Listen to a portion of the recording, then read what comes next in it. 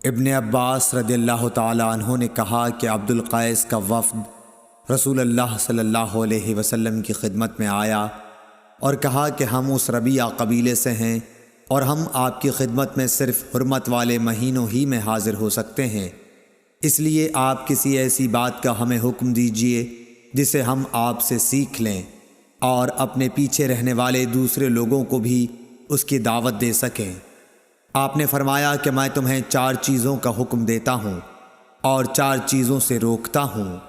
پہلے خدا پر ایمان لانے کا، پھر آپ نے اس کی تفصیل بیان فرمائی کہ اس بات کی شہادت دینا کہ اللہ کے سوا کوئی معبود نہیں اور یہ کہ میں اللہ کا رسول ہوں، اور دوسرے نماز قائم کرنے کا، تیسرے زکوٰۃ دینے کا، اور چوتھے جو مال تمہیں غنیمت میں ملے اس میں 5واں حصہ ادا کرنے کا، اور تمہیں میں تومڑی، حنتم، قصار اور نقیر کے استعمال سے روکتا ہوں۔ صحیح بخاری حدیث نمبر 523۔ قیس بن ابی حازم نے جریر بن عبداللہ رضی اللہ تعالیٰ عنہ کی روایت سے بیان کیا کہ جریر بن عبداللہ بجلی رضی اللہ تعالیٰ عنہ نے فرمایا کہ میں نے رسول اللہ صلی اللہ علیہ وسلم کے دست مبارک پر نماز قائم کرنے، زکوٰۃ دینے اور ہر مسلمان کے ساتھ خیر خواہی کرنے پر بیعت کی۔ صحیح بخاری حدیث نمبر 524۔ شفیق بن مسلمہ نے کہا کہ میں نے حذیفہ بن یمان رضی اللہ تعالیٰ عنہ سے سنا۔ حذیفہ رضی اللہ تعالیٰ عنہ نے فرمایا کہ ہم حضرت عمر رضی اللہ تعالیٰ عنہ کی خدمت میں بیٹھے ہوئے تھے کہ آپ نے پوچھا کہ فتنے سے متعلق رسول اللہ صلی اللہ علیہ وسلم کی کوئی حدیث تم میں سے کسی کو یاد ہے؟ میں بولا میں نے اسے اسی طرح یاد رکھا ہے جیسے حضور صلی اللہ علیہ وسلم نے اس حدیث کو بیان فرمایا تھا۔ حضرت عمر رضی اللہ تعالیٰ عنہ بولے کہ تم رسول اللہ صلی اللہ علیہ وسلم سے فتن کو معلوم کرنے میں بہت بے باک تھے۔ میں نے کہا کہ انسان کے گھر والے، مال، اولاد اور پڑوسی سب فتنے کی چیزیں ہیں، اور نماز، روزہ، صدقہ، اچھی بات کے لیے لوگوں کو حکم کرنا اور بری باتوں سے روکنا ان فتنوں کا کفارہ ہیں۔ حضرت عمر رضی اللہ تعالیٰ عنہ نے فرمایا کہ میں تم سے اس کے متعلق نہیں پوچھتا، مجھے تم اس فتنے کے بارے میں بتلاؤ جو سمندر کی موج کی طرح ٹھاٹھیں مارتا ہوا بڑھے گا۔ اس پر میں نے کہا کہ یا امیر المومنین، آپ اس سے خوف نہ کھائیے، آپ کے اور فتنے کے درمیان ایک بند دروازہ ہے۔ پوچھا گیا وہ دروازہ توڑ دیا جائے گا یا صرف کھولا جائے گا؟ میں نے کہا کہ توڑ دیا جائے گا۔ حضرت عمر رضی اللہ تعالیٰ عنہ بول اٹھے کہ پھر تو وہ کبھی بند نہیں ہو سکے گا۔ شفیق نے کہا کہ ہم نے حذیفہ سے پوچھا کیا حضرت عمر رضی اللہ تعالیٰ عنہ اس دروازے کے متعلق کچھ علم رکھتے تھے؟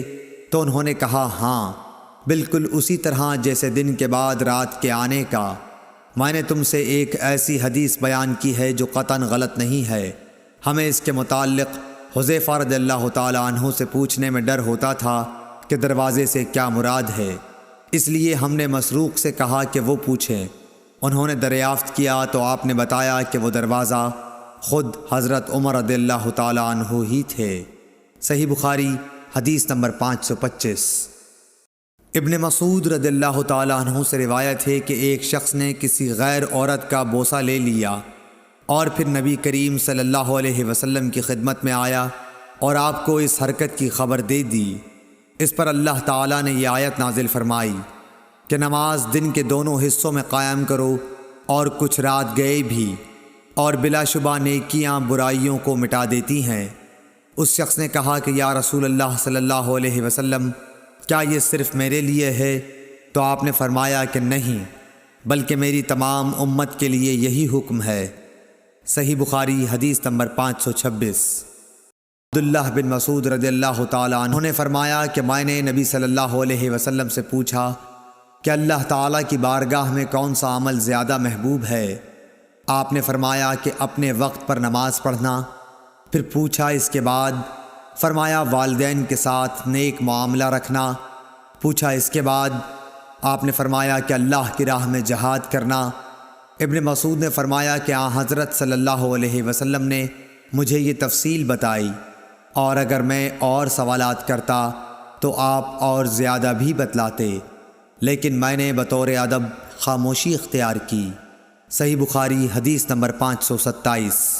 ابو سلمہ بن عبد الرحمن بن عوف رضی اللہ تعالی عنہ نے حضرت ابو ہریرہ رضی اللہ تعالی عنہ سے روایت کیا ہے کہ انہوں نے رسول اللہ صلی اللہ علیہ وسلم سے سنا، آپ فرماتے تھے کہ اگر کسی شخص کے دروازے پر نہر جاری ہو اور وہ روزانہ اس میں 5 دفعہ نہائے تو تمہارا کیا گمان ہے؟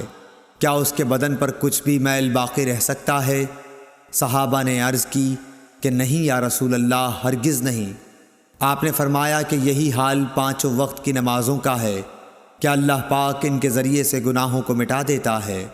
صحیح بخاری حدیث نمبر 528۔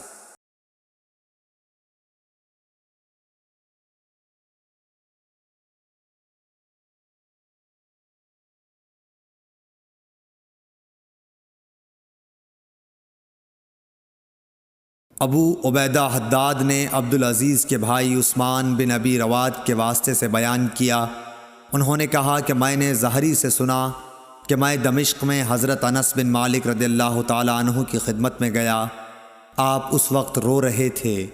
میں نے عرض کیا کہ آپ کیوں رو رہے ہیں؟ انہوں نے فرمایا کہ نبی کریم صلی اللہ علیہ وسلم کے عہد کی کوئی چیز اس نماز کے علاوہ اب میں نہیں پاتا، اور اب اس کو بھی ضائع کر دیا گیا ہے۔ اور بکر بن خلف نے کہا کہ ہم سے محمد بن بکر برسانی نے بیان کیا کہ ہم سے عثمان بن ابی رواد نے یہی حدیث بیان کی۔ صحیح بخاری حدیث نمبر 530۔